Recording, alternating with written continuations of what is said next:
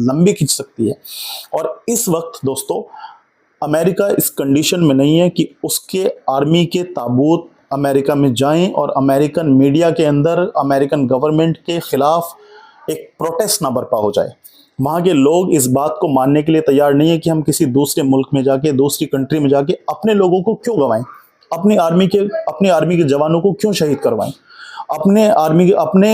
जो हमारा खून पसीने की कमाई है, जो हमारे एसेट्स हैं, हम उनको क्यों बर्बाद करें वहाँ पे जाके।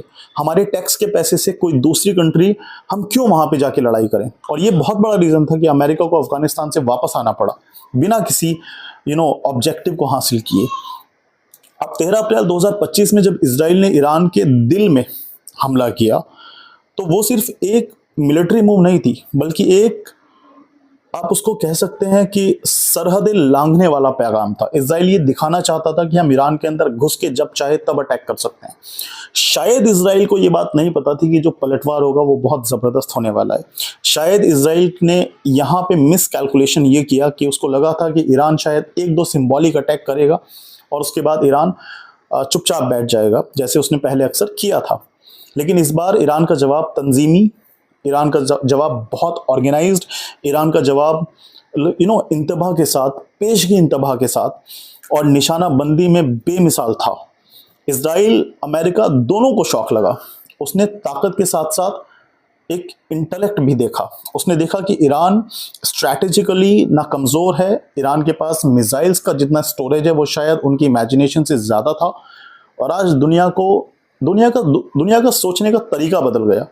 दुनिया के पैनलिस्ट, दुनिया के एनालिस्ट जो ये कहते थे कि इजराइल के डिफेंस सिस्टम को कोई नहीं भेद सकता, इजराइल के डिफेंस सिस्टम को कोई पेनिट्रेट नहीं कर सकता, आज पूरी दुनिया कहती है कि ये मामूली निकला।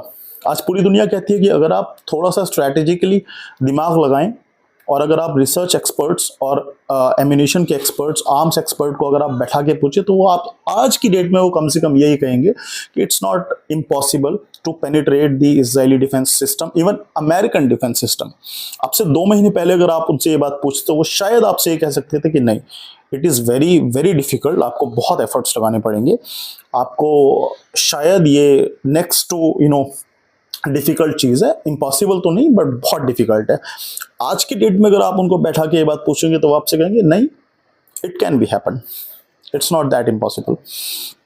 सो मज़ामीन और माहिर कह रहे हैं कि ईरान की हर हरकत, चाहे मुखालफत में हो, अक्सर जवाबी रफ्तार की होती है।